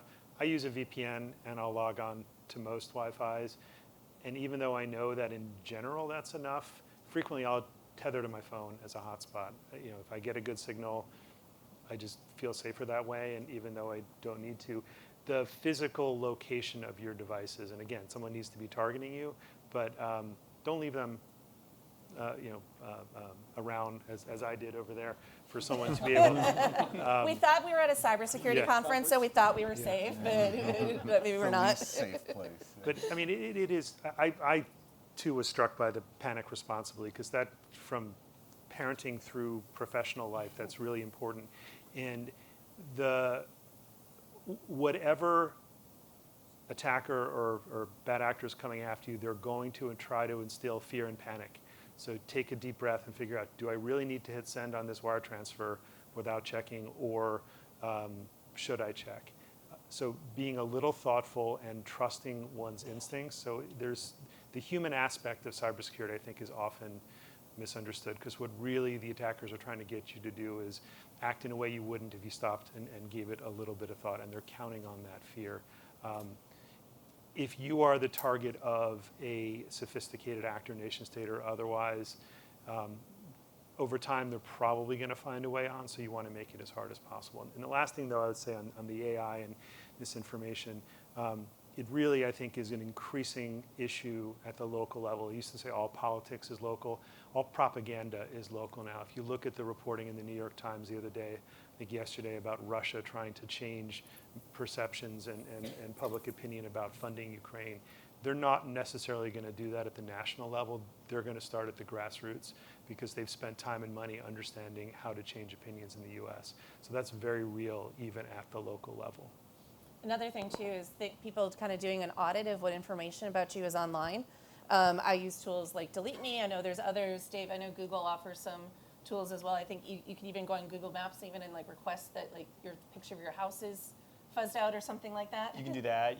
We rolled out something last year where you can go in and like request that personal information about you that might appear on search be removed from search, subject to some limitations. But yeah, there's like things that you can do like that. But like even more broadly, like you talked earlier about locking down your social media, like be cognizant of what you're putting out there into the world, either intentionally or unintentionally, about you. Because to the point, like when you're working for an elected official or a political candidate or something, you are not just existing as yourself. You are existing as an avatar for that official as well. One thing that I do want to make sure that we raise is that it's also incumbent on the builders of these products, many of whom we've got in the room, to make them safer and more secure for the users to use, because most of our conversation has put the onus on the candidate and the campaigns, which, as we know, are under-resourced, understaffed, and working on thin timelines. It wasn't always the case that we had seatbelts in cars. You used to have to buy a kit to put a seatbelt on your car. You had to remember to buckle your seatbelt. Now the car just tells you to do it until you do it. And so that's where I think we need to go with our products and technology and making sure that they are secure from the start. Eric, keeping it with you for a second. So I loved your line about how Virginia is for election lovers as well, because we get to vote all the time, which means that even though there's only a month to go before this election, the next cycle starts right away. Ready to go. And so even though there might be limited things that folks can do in the next month, what are the things they should be thinking about as they start to ramp up for the next cycle to be kind of thinking longer term about the types of things that they can put into place? Yeah, so especially federal campaigns, which are coming up next year, get in touch with Defending Digital Campaigns, work on a consultation, get access to all of the tools, Google Advanced Protection, your Yubico keys or Titan keys, whichever brand you prefer, and then do the audit. I thought the senator had a really good idea of making sure that people's logins expire and make sure that everything is locked down and that the right people have access to it. That you have these backup plans of what happens if our multi-factor breaks down, where are the backup codes, that kind of thing. So use the time before, the calm before the storm to prepare, knowing that these threats are out there. Yeah, one of the things, at least I know a lot of folks in the tech industry and others who work in this space will do red teaming exercises. So get your team in a room where you start to think about what are all of the things that could possibly go wrong. It helps you to identify gaps that might exist and the different tools and stuff that you might be able to put into place in terms of thinking about some of these things. And Dave, I was wondering if you could go a little bit deeper too. Again, a lot of folks are going to be like, oh my God, I don't know what to do. I don't know where to start. Like, do I have to figure this all out myself? Do I have to hire a fancy consultant? Like, what do I need to do? But they're not alone, right? They're not alone, and like the great thing about like an organization like DDC is that you don't have to be responsible for figuring all of this out yourself. Like, that's why, and DDC is not the only one, I'm not just going to show for DDC, though I do love DDC, is that there are organizations that can help you do this. And I also think it's really important, it is incumbent upon some of the platforms to make sure that it is as simple and straightforward as possible, and that it is baked into the cake, as opposed to, oh, you need to do a bunch of new different things in order to make sure you're secure. Like, we're doing a lot of that at Google. I'm not in a position to announce anything today, but we're going to have some more stuff coming out in advance of the next election cycle that is going to be aimed at just that, which is making it very, very easy for campaigns to do all this suite of things that would be helpful from a security perspective, just all like in one swipe, as opposed to having to worry about, okay, I got to take notes on everything that everybody's talking about, so I make sure to do X, Y, and Z. Like, that can be helpful, but there are also places that you can turn, whether DDC or others, to help guide you through that. Because, if you're working on a campaign, this isn't what you're going to spend a lot of your time on. You're trying to win a race, and this is not directly helping you do that. It's just making sure that you can do it in a secure fashion. Trying to win a race and avoid controversy, Yes. issues, scandals, all of the above. So You're walking a thin line, yeah. We were talking about generative AI as a tool, but there's also a lot of new platforms. And there's a lot of other platforms, too, that sort of provide tools and things of that nature.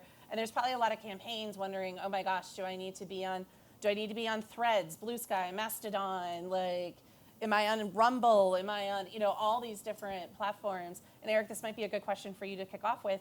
How should campaigns think about that, especially since, to your point, they should be building these tools too, but we also know many of them may not be. They may not have those resources yet. They may not have gotten to that spot. So how are you advising campaigns to sort of think about that? Yeah. So I always start with the shark closest to the boat, the biggest audience you can go to, which is Facebook. 60% of voters log in every single day to Facebook, and so campaigns need to have a presence there. However, the need to expand your presence has gotten greater because it's harder to reach people. We're losing local media. People are spending less time on more platforms. So the strategy that I recommend is syndicating your content. So vertical video plays on YouTube Shorts, Instagram Reels, TikTok, Snapchat. And so if you're doing that, you're scratching 4 itches at once. And same thing with Threads. You can syndicate your tweets and So that's the strategy that I recommend, and obviously that requires you to have passwords and access for all of these platforms. And then with TikTok, there are some security precautions that I think people need to take, particularly as we've seen that company misuse data. Setting up a separate device and not connecting to your Wi-Fi being two of the easy steps that you can take. Great. Well, for our last question, maybe we can just go down the line. If there's one or two things that you would recommend to the audience in terms of takeaways from our conversation, what would they be? And Jeff, we'll start with you. It's something that we haven't talked about, which is resilience, and it's beyond digital. Like know what you are going to do on your worst digital day to keep your core operations going. Have some type of plan, whether it is paper or backup digital, but don't just think about how you'll recover, but how you're going to keep operating. And we've seen everything from major pipeline companies to governments around the world who hadn't thought about that, and it did not go well for them. LastPass, multi-factor. I just think you really got to focus the people at the top, training people at the top. I mean, the state senate tends to be a little older than the body that Eileen led, and I was the third youngest member of my caucus at age 52 until just recently, and it's trying to get those folks really focused on these things is not easy. It's just not a priority, right? And so I think getting the people trained at the top to get them to think about this being something they should care about is important. I mean, the guy I mentioned earlier, Saslaw, who got $700,000 stolen from him, he just turned 84, and he's retiring this year. But when you don't pay attention to this stuff, that's when you're vulnerable. And so you got to get the elected officials themselves to care. Having all the those that are putting together these platforms and do what basically use Google as an example and come and train the candidates and their staff. I think nothing is more important than that. Two-factor. Like that, there are lots of things to do, but that's the first thing to do. And then beyond that, I would say partner with an organization, whether it's DDC or somebody else, to help coach you through what else you need to do. And I'll just add, I think we should all panic responsibly. So, thank you so much. I want to buy shirts. Don't worry, I'm working on designing T-shirts and stickers. I've got a whole thing that I'm working on. Thank you all so much for joining us. We're going to have the next panel come on. If we can have a round of applause for our panelists and everything. Thank you for joining us.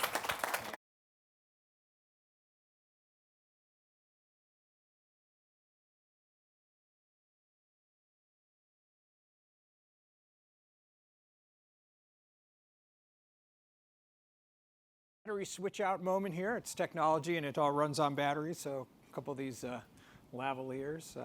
So just while we're waiting, I think I want to thank everybody again for coming. I want to thank Google again for their generosity in supporting this event and everything we do, and all the folks that we work with who make everything we do possible. We're a nonprofit, so those of you who work in nonprofit understand often it's the kindness of others that help us get going. I think we're getting ready for these folks to come out. Here they come. 1 minute? No? Yes? Oh, right. They're on parade. Please. I'm going to turn a little bit this way. All right. Our closing panel of the day. Let me just start by saying, well, first of all, just introduce yourselves. Just say who you are and why you're here. I'm Jeremy Grant. I'm here because Michael asked me to be here. I'm Managing Director in Venable Cybersecurity Practice.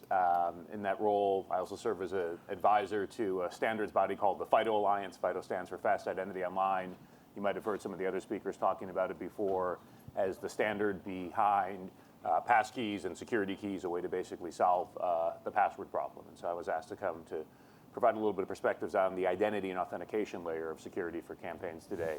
Also want to say on a personal note, great to be at an event focusing on Virginia campaign security. I started my own career over 25 years ago in the office of Senator Chuck Robb, and so I've worked in Virginia campaigns, a lot of love for the state, and happy to help make things more secure. Hi, I'm Alyssa Starzak. I'm Cloudflare's Global Head of Public Policy, and I am here because I've heard that Virginia is for election lovers, and so here I am. No, I am. Cloudflare runs a program called the Cloudflare for Campaigns that actually provides free services to political campaigns, working with DDC in particular, and so that's what I'm here to talk about. You heard from me a little earlier, but I'm Grace Hoyt. I lead privacy, safety, and security partnerships at Google. My work is very focused on partnering with organizations to protect Google's users at highest risk of targeted cyber attacks, especially nation-state or state-sponsored cyber attacks. Great. So let me tell you why this panel is so important to me, right? So these areas that we're going to talk about in this next session are the core of what we do, right? When we think about how we try to protect campaigns, this group of people speak to those core elements of what we think it takes to at least up the security of campaigns from where they might be now, which could be close to zero, or move them up a step or two along the way. You've all heard all morning about that this is difficult, that campaigns are fleeting, that people have other focuses, right? Well, we know all that, but our job is still to get them to do security. And these are the companies and the ideas that we focus on a lot. So I think it's really important to have this conversation. But I'm going to start with Alyssa. If somebody were to say to me, Michael, what are the 2 or 3 things a campaign should do? One of the first things out of my mouth is going to be protect your website, right? Just a couple of months ago, some of you may have seen that Trump's Legal Defense Fund website was defaced, or a website proclaiming to be that was defaced, right? We've seen DDoS attacks against other campaign websites in the past. These are tactics that bad actors use to thwart campaigns. So if you could, Alyssa, talk a little bit about what you see out there in terms of the kinds of attacks, and how what you do, especially like Cloudflare for Campaigns, because you cobbled that together to kind of address your perception of what campaigns really needed. Could you talk a little bit about that and how that all works? Yeah, of course. So if folks don't know about Cloudflare, we are essentially network security, right? So anything that comes into anything that's external facing that comes into a website, for example, or into an app, we can actually protect it by sitting in front of it, by sort of looking to make sure that things that come in aren't malicious. We can also actually secure things that are coming in what we would describe as the back door. So the employee side of the world, we can protect things on that side too. So anything in that network security space is really kind of where we sit. I think one of the things actually that came up in the last panel that I thought was really interesting, in the campaign space, things have to be easy. And so from a challenges standpoint, thinking about tools that you can give to campaigns that actually help them protect themselves that are relatively easy to set up is really important. And so on the threat side of the world, one of the things that we try to do is put together packages like that are actually relatively easy to turn on, that will help protect against things like malicious malware coming into that can get distributed through your website that can get attacked, or you can do a DDoS attack, prevent against a DDoS attack, for example, which is just an overflow of traffic to your website, which could potentially take it down, which for a campaign can be devastating. So if you think about that from during a campaign cycle, there isn't that much time. And what we often see on the attack side is that in the month before an election, not surprisingly, traffic to a website goes up, right? Who's surprised by that? No one. Hopefully, if it's not going up, that's not a great sign for a candidate in general. The other thing that happens in the month before an election, threats go up as well. So the kinds of malicious things that might come into your website, the kinds of attempts to deface it, to take it offline, all of those pieces also go up just before an election. And so we can actually track that over time. And what we've seen actually since we've been working on the campaign side is you actually see a very significant increase right before. Yeah, I think people really need to pay attention to that last month of the campaign. It is the threat is never stagnant, right? But it goes up as time goes on. Jeremy, a lot of people already talked about it to some degree this morning about, how people are vulnerable, right? Accounts are vulnerable. People have personal accounts. People have campaign accounts. We're always telling people, turn on MFA, do this, do that. But you actually are really an expert in sort of what is the cutting edge? I mean, we call it strong authentication, right? We sometimes talk about MFA and passwords and things, but we really talk about, locking down your account to be as we used to say it, lock down your logins, right? Was a campaign that we did a long time ago. But can you talk a little bit about, the kinds of authentication methods that are out there a little bit, especially about passkeys were mentioned already once this morning. I think a lot of people it's just coming into people's consciousness to understand what passkeys are and the promise that they offer, which I think we all think is tremendous. And people have said, oh, these make your accounts unphishable. Could you explain that to people? Because I think that sounds pretty good, but how does that work? Yeah. Let me sort of start from the top, which is over the last 10, 15 years, it has been an anomaly when a major breach has happened and it didn't involve a compromised password or other compromised authentication. Every now and then you see an incident that pops up that talks about a different initial attack vector, and usually when you look at the after action report, it turns out it was still a compromised password that provided the beachhead. And so when we talk about how to secure authentication, how to lock down your login, there was some talk before earlier about password managers. They're helpful, but it's also important to sort of keep in mind how attacks have evolved over the years, because a lot of times in cybersecurity, I find that we end up giving old advice that's focused on, I guess what I would call winning the last war, rather than looking at where the attackers are coming in today. And particularly in campaigns, when you're dealing with relatively sophisticated nation-state hackers coming from places like China and Russia, organized criminals, who have some good tools that are looking to steal campaign funds. Focusing on things like password strength. I mean, it's fine to have a password manager, and it's probably good to have a unique password for every site so that you're not, say, using your Gmail password to also secure dogcollars.com, where you're buying a studded collar for Fido for, actually I don't want to say Fido because we'll call Fifi your poodle for the birthday.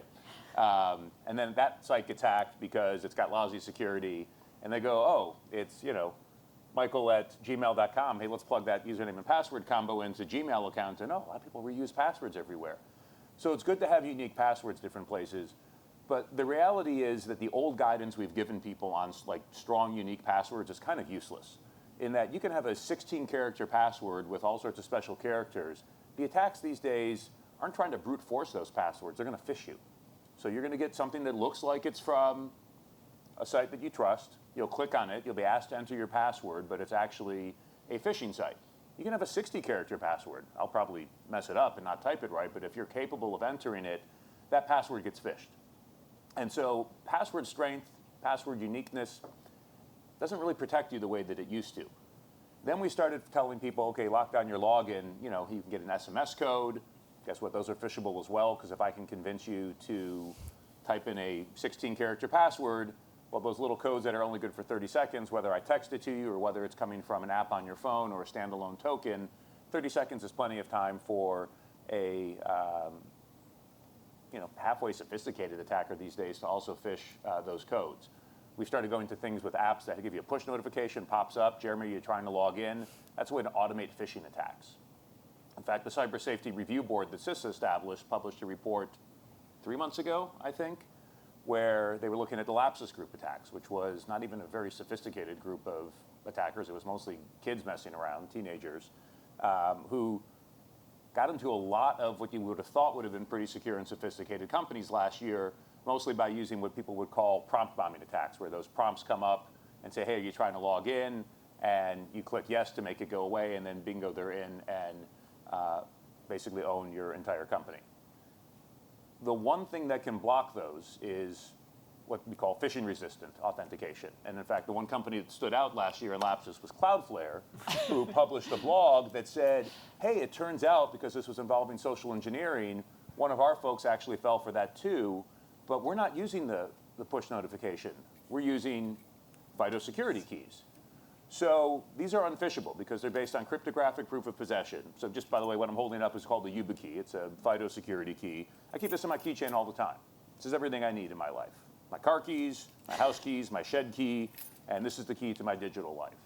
It's based around a standard called FIDO that has been driven by Google and their competitors. So Apple supports it, Microsoft supports it, Amazon, a lot of banks are there, a lot of security vendors are there.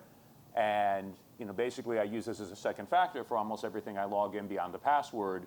I can either plug it in a USB or hold it up to NFC to any of my devices, and it is the second factor that logs me in. I don't do this every time because that'd be a pain in the ass. When I log into my Gmail account, Gmail goes, okay, now we trust this device, and it puts a little thing in there that knows it, and so I don't have to do it all of the time. So Grace will talk about this a little bit. Google launched a program a few years ago that is focused, among other things, with campaigns on trying to actually give these away so that everybody can start locking down their accounts so that you don't have a repeat of, are we allowed to talk about John Podesta? I think when his account got hacked in 2016 and his risotto recipe was all over the internet and a whole bunch of other things as well, and the local pizza place by my house in DC got shut up by somebody who was convinced that CP meant that Comet Pizza was part of a child porn ring. So I'm a little salty about that one. Anyways, YubiKeys keep them out. Now, the issue is, so it's the one thing that can actually stand up to phishing attacks. It's the one thing Cloudflare was able to use to defeat some of these social engineering attacks. Not everybody wants to carry one of these. Not everybody's going to want to do it. And so this idea of passkeys is a new concept that's emerging with all of the companies that are driving things in FIDO Alliance. It basically allows you to embed the protections in this key in your mobile device or your laptop, and then have it be synced across the different devices that you might use. So look, I've got both an iPad and an iPhone. I log into PayPal right now with a passkey. And I created that one device, and then it supports other devices as well. And a mix, I think, of passkeys and these security keys is what you're going to be able to use basically for free to stop all of these, I should say dumb, because we keep repeating them year after year, attacks on the authentication layer that have allowed, among other things, a lot of bad actors to get into Democrat and Republican campaigns and wreak havoc.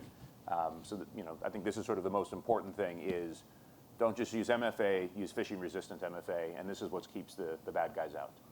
So let me just, one quick follow-up on that before I get to you, Grace. But so, you said passkeys, right? But how does it work? Because now it's I got it on my phone, right?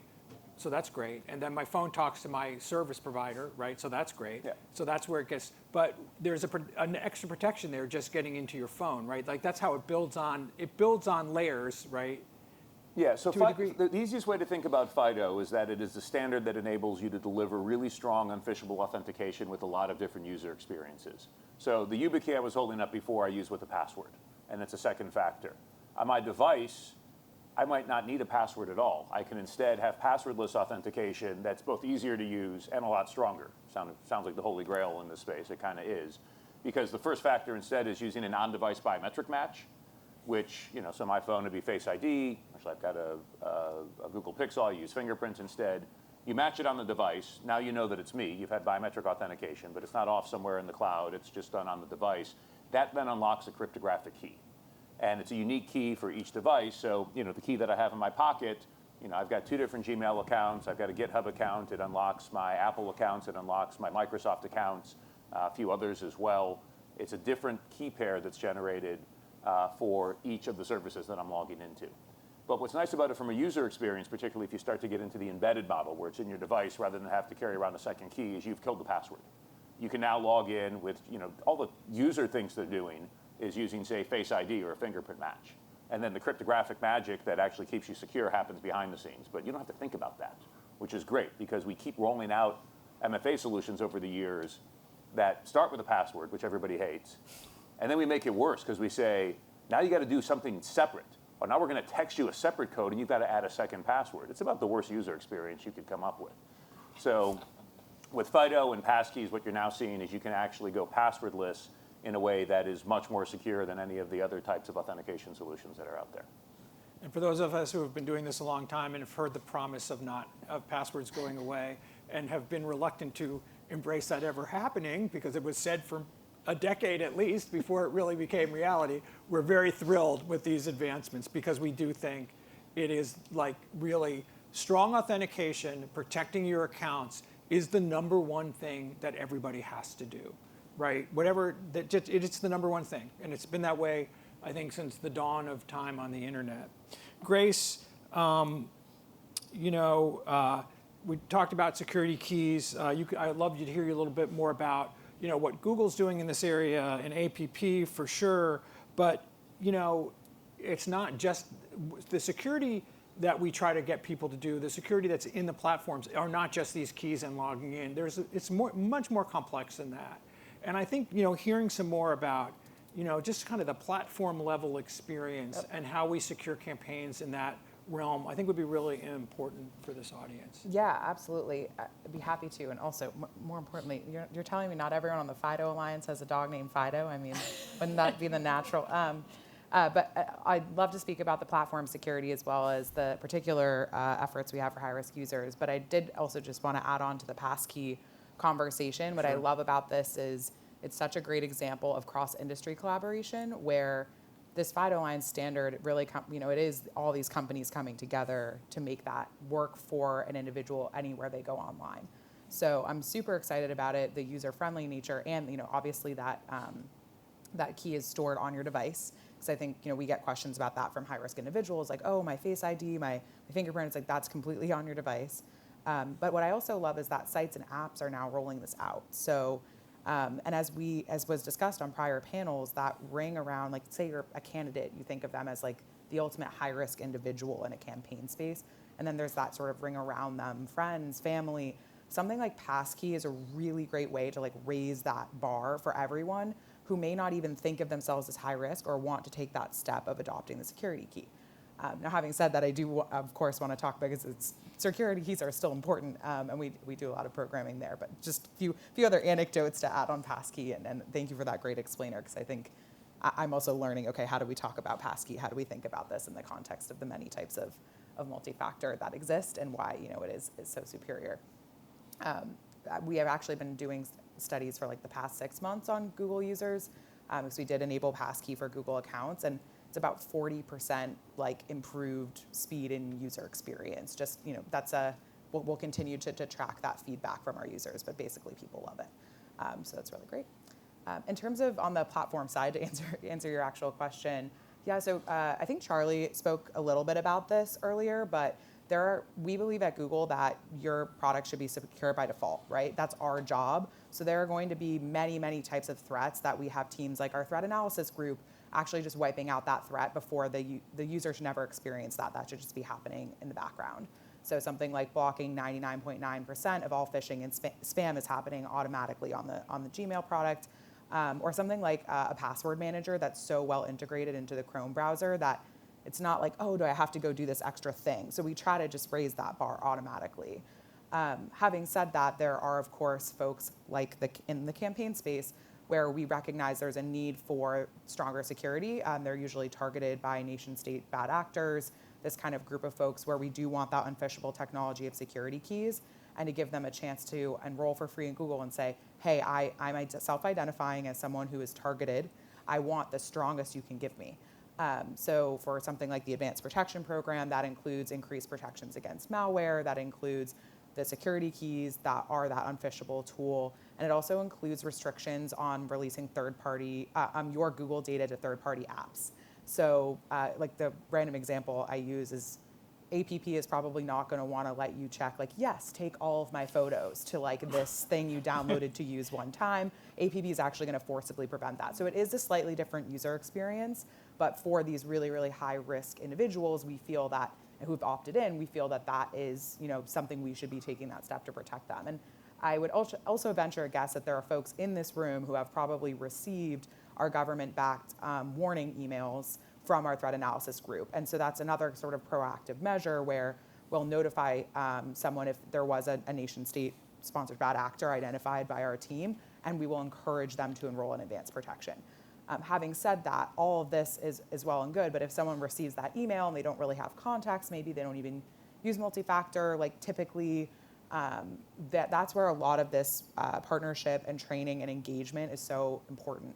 And I should also mention APP does not, advanced protection APP, it works with any FIDO compliant security key. So we're not here to be like, you have to use the Google key. Like we just simply want folks in the most secure state. Some people do prefer the Yuba keys. We work, my colleague Dua is here. She works closely with folks over at Yubico, where we're trying to ship these keys all over the world to high-risk individuals.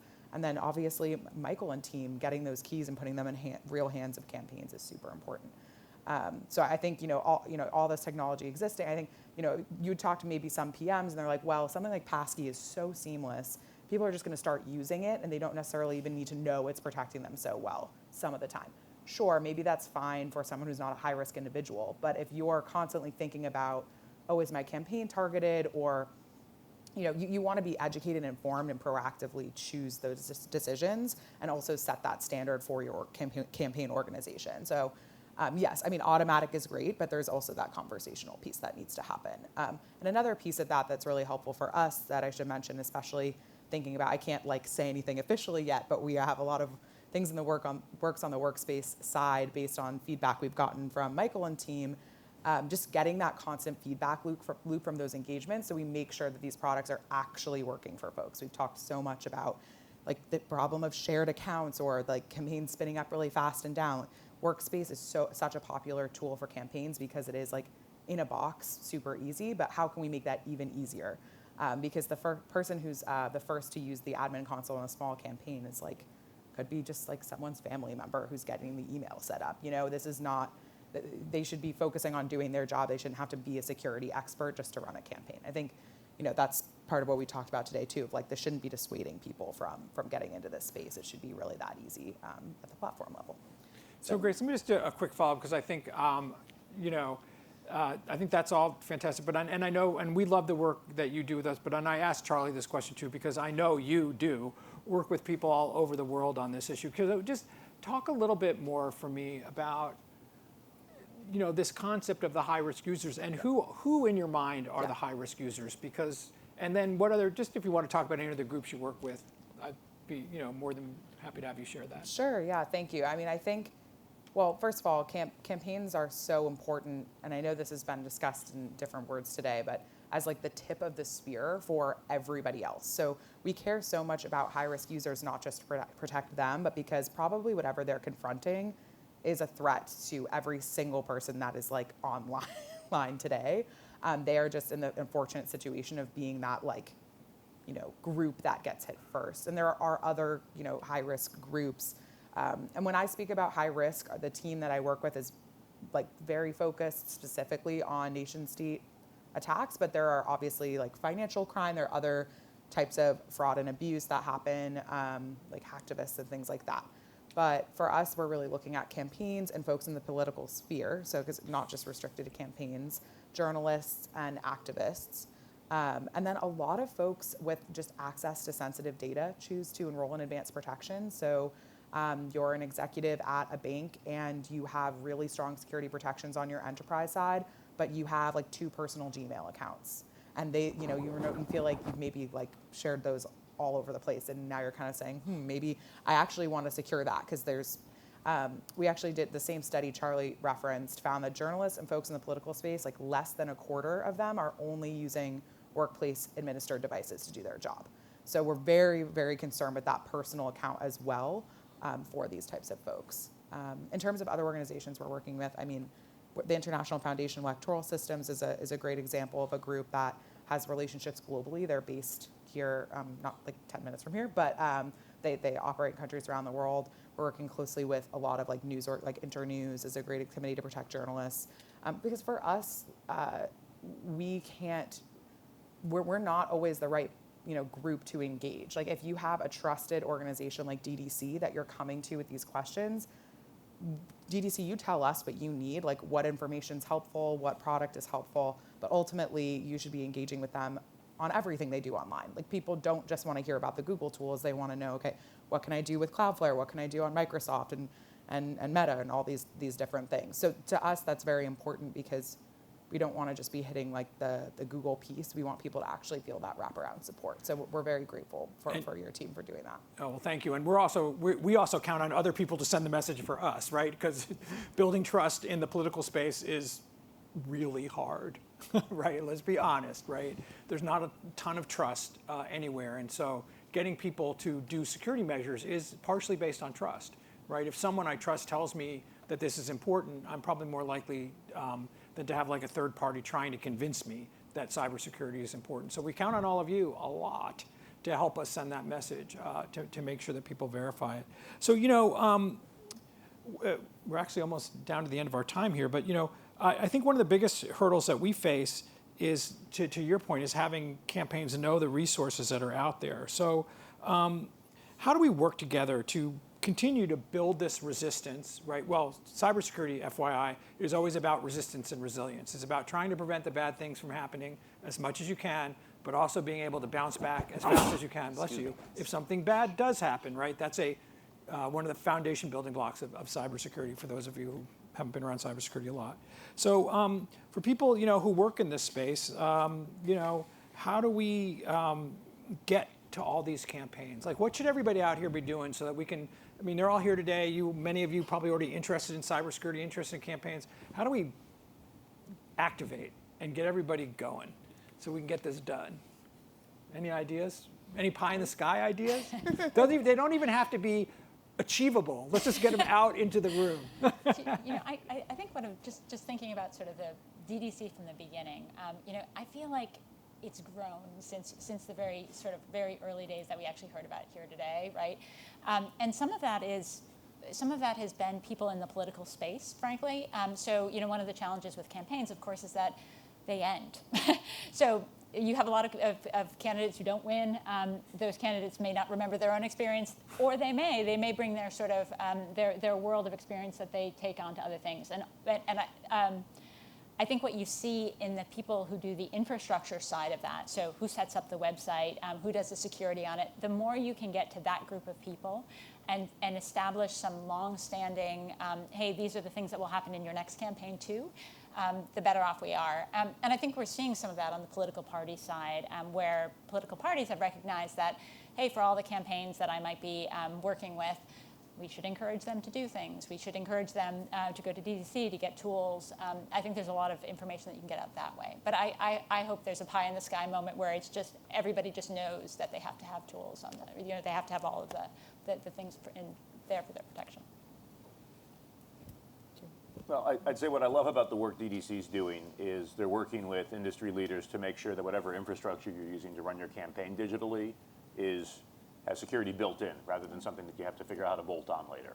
Yeah. And so, whether you're using a Google platform, a Microsoft platform, things are, you might have to turn some things on. You have to opt in to use them, but they're there. You're not sitting there trying to figure out how you're going to, come up with a security architecture for your campaign's infrastructure.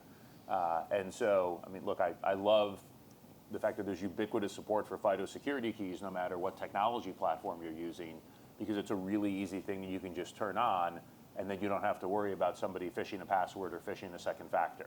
And so I think the more that we can just make this easy for people, and then hold their hand, guide them, like I think you guys are doing in some ways, in terms of, okay, use this service, use that service, make sure it's configured that way. It's 30 minutes or an hour of work you have to do, rather than try to figure out how to bring a bunch of products together and actually build a secure infrastructure.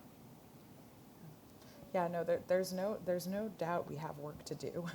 With all the optimism and especially the advancements in technology, I really appreciate when DDC just distills it down. It's like, do these 5 things. Keep your software up to date. Password manager, 2SV, if it's Google account, advanced protection, like those couple of things. Because we get in the habit of just like over explaining and giving too many options. I think that's just one piece, is continuing to help refine that and make that super simple and easy. I think a call to action to everyone to be that amplifier in their community. Like, this is why I love Cybersecurity Awareness Month. We did partnering with like CISA, and it's kind of like a wear your seatbelt type campaign, but around phishing, and that this is very real and everyone should be aware of it and do this basic hygiene. So there's that general piece. But then also I'm going to take a kind of different angle, which is that one I'm passionate about is like, let's like build the U.S. cyber workforce together. Like, that is, I just think we need more people moving into this industry, making it more accessible and more investments there. And I think protecting democracy is something a lot of people are passionate about and they want to be involved in, and that could be a really good entry point into this field for them, protecting campaigns in particular. I agree. I'm passionate about the workforce issue too, and I always said in the workforce piece, like, the great thing about cybersecurity is every place needs cybersecurity, So if you want to work protecting democracy, you can come work in the political sector. You want to surf and, and live in Hawaii, you could go work in a hospital, right? I mean, you could sort of pick where you want to be, right? So it's just an advertisement for careers in cybersecurity. But I would also, we're really at the end of the time here, but I also like to say in this space, we do want to build the capacity. We want people like you all to start, upping your game in cybersecurity too, because you are the ambassadors, in many cases. So that's all that we have time for. I just want to say, a closing thank you. Thank you all for coming. Really great to see this crowd here today. We really appreciate people coming, and we know, people have busy lives, they have jobs. You got to, in DC and the DMV, you got to drive somewhere. That could cause a lot of kerfuffles, both coming and going. And thank Google for having us in. They've been a terrific partner in all of this, as have our other partners like Cloudflare and Microsoft and Yubico and LastPass and everybody that we work with. We do not do this work alone. We do this in collaboration. If we were doing it on our own, we would get nothing done.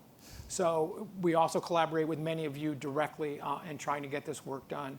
That's how it's going to happen, folks, when we work together, because we're actually unstoppable when we work together. So I just want to say thank you to all. We appreciate everything everybody's done. Have a great rest of your day. Thank you. Thank you, Michael.